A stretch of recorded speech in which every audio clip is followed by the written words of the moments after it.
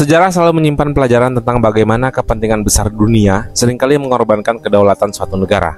Kasus Timor Timur, Libya, dan Suriah menunjukkan pola yang serupa. QRF is being alerted. Fuck that. Tekanan atas nama hak asasi manusia dan demokrasi yang berujung pada intervensi asing untuk menguasai sumber daya alam. Pada masa pemerintahan Presiden B.J. Habibie, tekanan bertubi-tubi dari Australia, Amerika Serikat, dan PBB akhirnya membuat Indonesia harus melepas Timor Timur. Di balik retorika HAM dan demokrasi, tersimpan kepentingan besar negara-negara kapitalis untuk menguasai minyak di celah Timor. Kondisi serupa juga terjadi di Libya. Dengan alasan HAM, Amerika Serikat dan sekutunya menggulingkan pemerintahan Muammar Gaddafi, yang pada kenyataannya berujung pada kontrol terhadap sumber minyak di wilayah itu. Menurut pengamat militer Koni Bakri, skenario intervensi di Libya dan negara-negara Timur Tengah telah dirancang sejak lama, mengingat kekayaan minyak bumi di kawasan itu sangat banyak. Bahkan, ia mengingatkan bahwa target berikutnya adalah Papua, Indonesia.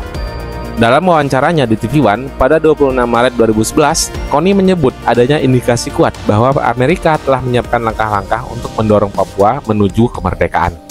Langkah ini, menurut sumber dari kalangan intelijen, melibatkan pendekatan anggota Kongres dari Partai Demokrat Amerika Serikat kepada organisasi Papua Merdeka. Partai Demokrat yang dipimpin oleh Barack Obama saat itu dikenal sangat menonjolkan agenda HAM dalam kebijakan luar negerinya. Hal ini pun memberikan angin segar bagi berbagai kelompok yang ingin memisahkan diri dari Indonesia.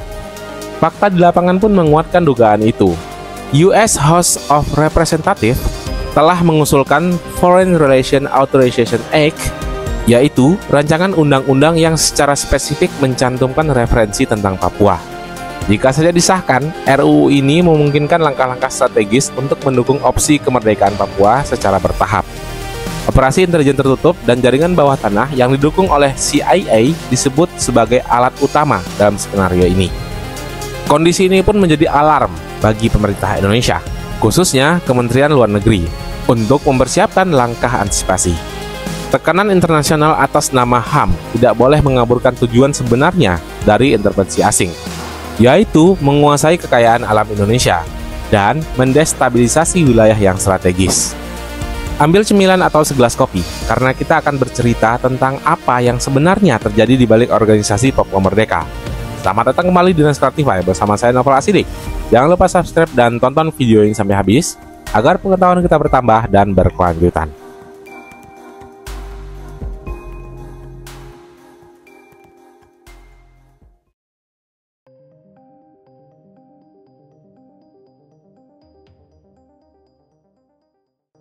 Papua seringkali disebut sebagai mutiara hitam dari timur karena kekayaan alamnya yang luar biasa. Wilayah ini memiliki cadangan emas melimpah di Bukit Grassberg, tempat tambang Freeport beroperasi, serta sumber daya alam lainnya yang sangat berharga. Kekayaan alam Papua telah menarik perhatian banyak pihak, termasuk negara-negara besar yang memandangnya sebagai aset yang sangat strategis. Namun, di balik kekayaan itu, terdapat tantangan besar yang perlu diatasi bersama. Masyarakat Papua masih menghadapi tingkat kesejahteraan yang belum merata. Meski tinggal di wilayah yang kaya sumber daya, salah satu isu yang kerap menjadi sorotan adalah pembagian keuntungan dari pengelolaan tambang yang dianggap belum optimal bagi Indonesia. Pemerintah Indonesia telah melakukan berbagai langkah untuk memperbaiki pengelolaan sumber daya alam Papua. Salah satunya adalah dengan meningkatkan kepemilikan saham pada tambang besar seperti Freeport, yang bertujuan agar lebih banyak manfaat ekonomi dapat kembali ke masyarakat. Langkah ini menjadi bagian dari upaya untuk menciptakan keadilan dan kesejahteraan di Papua. Papua memiliki kekayaan alam yang luar biasa, menjadikannya wilayah strategis yang tak hanya penting bagi Indonesia, tetapi juga menarik perhatian dunia internasional. Berbagai dinamika geopolitik sering muncul terkait Papua, terutama yang melibatkan isu-isu hak asasi manusia dan demokrasi. Beberapa analis berpendapat bahwa perhatian global terhadap Papua ini dipengaruhi oleh kepentingan atas sumber daya alamnya. Langkah-langkah ini katanya melibatkan jaringan intelijen, tekanan diplomasi, hingga dukungan terhadap kelompok-kelompok separatis, seperti OPM. Di sisi lain, tantangan di Papua tidak hanya berasal dari luar, tetapi juga dari dalam. Dengan jumlah penduduk sekitar 2 juta jiwa, Papua mendapatkan alokasi anggaran daerah yang besar setiap tahunnya, bahkan lebih tinggi dibandingkan banyak provinsi lain di Indonesia. Namun, tantangan seperti infrastruktur dasar, akses kesehatan, dan distribusi kebutuhan pokok masih memerlukan perhatian yang serius. Papua adalah salah satu wilayah di Indonesia yang memiliki kekayaan sumber daya alam yang luar biasa. Namun, tantangan seperti kemiskinan dan ketimpangan dalam pengelolaan sumber daya masih menjadi pekerjaan rumah besar bagi semua pihak. Untuk memastikan Papua dapat berkembang sejajar dengan wilayah lain di Indonesia, transparansi anggaran dan pemerataan pembangunan perlu menjadi prioritas utama. Langkah-langkah seperti penguatan infrastruktur dasar, peningkatan akses pendidikan, dan pelayanan kesehatan sangat penting untuk memastikan kesejahteraan masyarakat Papua. Selain itu, penting bagi pemerintah dan masyarakat Indonesia untuk menjaga stabilitas dan persatuan, memastikan bahwa Papua tetap menjadi bagian integral dari bangsa ini.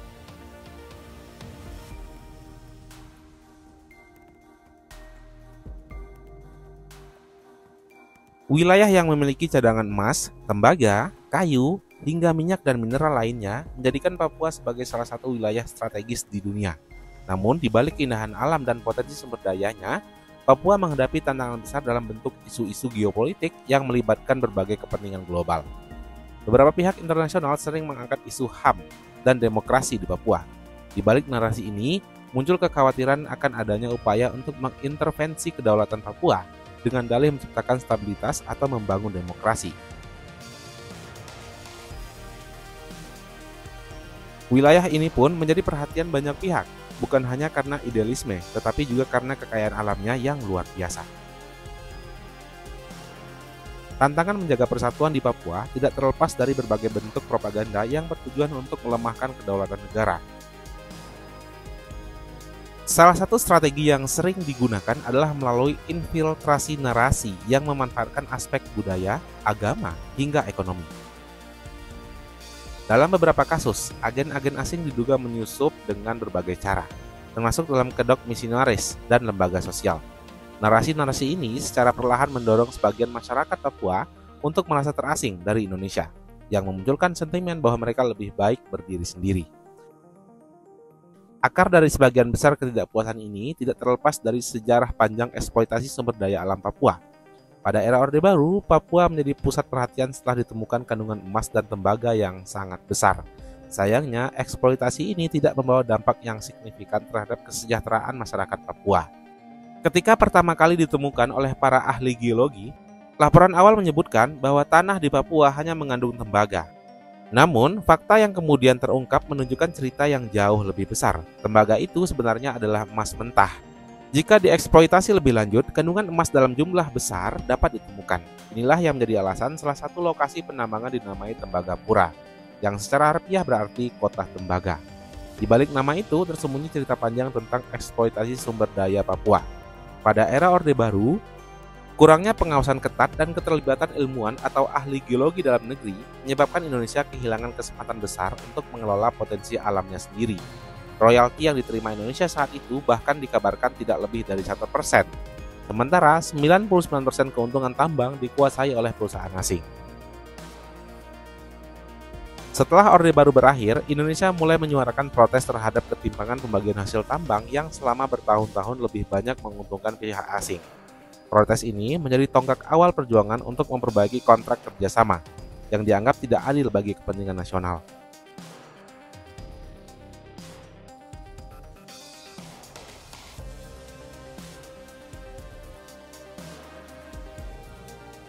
Salah satu simbol atau maskot dari cerita kita kali ini adalah tambang Grasberg, tambang emas terbesar di dunia, sekaligus tambang tembaga terbesar ketiga di dunia. Tambang ini menjadi saksi sebagaimana kekayaan Papua dikelola, seringkali lebih menguntungkan pihak asing daripada rakyat Indonesia. Pada masa itu, pemerintah Indonesia membuat perjanjian eksploitasi dengan Freeport-McMoran, perusahaan tambang asal Amerika Serikat. Namun, laporan awal mereka menyembunyikan fakta besar. Di bawah lapisan tembaga itu, terdapat emas dalam jumlah yang luar biasa banyak. Penemuan ini seharusnya menjadi berkah bagi Indonesia. Alih-alih memberikan manfaat maksimal bagi bangsa, pengelolaan tambang itu justru memperlihatkan ketimpangan yang besar. Pendapatan yang diterima Indonesia dari tambang itu jauh dari memadai. Sementara keuntungan utama mengalir ke pihak asing. Realitas ini menggambarkan bagaimana kesepakatan awal yang kurang adil memberikan dampak jangka panjang bagi kesejahteraan lokal. Hingga saat ini, Freeport-McMoRan menguasai 67,3% saham. Rio Tinto Group mengambil bagian 13% saham. Sementara pemerintah Indonesia hanya memegang 9,3% saja. Bagian besar keuntungan dari tambang itu justru mengalir ke luar negeri, meninggalkan pertanyaan besar tentang keadilan dalam pengelolaan kekayaan alam nasional. Pada tahun 2004 saja, cadangan emas tambang Grasberg diperkirakan mencapai 46 juta tons. Produksi tahunan tambang ini mencakup ratusan ribu ton tembaga, puluhan juta kilogram emas, dan ratusan juta kilogram perak. Namun rakyat Papua, pemilik sah dari kekayaan ini, hanya mendapatkan secuil manfaat dari hasil tambang itu. Dengan kekayaan alam yang sebesar itu, tambang Grasberg seharusnya menjadi motor pembangunan keberlanjutan untuk memajukan rakyat Papua. Pemanfaatan hasil tambang secara bijak, pemberdayaan masyarakat lokal, dan perlindungan lingkungan dapat mengubah cerita ini menjadi kisah keberhasilan dalam mengelola sumber daya alam dan kepentingan bersama. Kekayaan tambang Papua yang melimpah dengan tembaga, emas, dan mineral lainnya menjadi alasan utama mengapa wilayah ini selalu menjadi sasaran kepentingan global. Di balik klaim memperjuangkan hak asasi manusia dan demokrasi, Amerika Serikat dan sekutunya berperan sebagai pahlawan yang mendukung referendumnya untuk memisahkan diri dari Indonesia. Namun di balik narasi tentang HAM dan demokrasi itu, ada agenda yang besar yang lebih pragmatis, yaitu mengambil alih sepenuhnya kekayaan alam Papua tanpa hambatan dari pemerintah Indonesia. Modus operandi ini telah terlihat di berbagai belahan dunia, di mana negara-negara besar menciptakan ketidakstabilan dengan menyokong kelompok separatis atau sel teroris sebagai ujung tombak kepentingan mereka. Di tengah gejolak itu, penting bagi Indonesia untuk tetap menjaga kedaulatan dan memprioritaskan kepentingan rakyat Papua. Dengan mengelola kekayaan alam Papua secara bijak dan adil, Indonesia dapat memastikan bahwa sumber daya itu memberikan manfaat maksimal bagi kesejahteraan rakyat Papua dan bangsa Indonesia secara keseluruhan.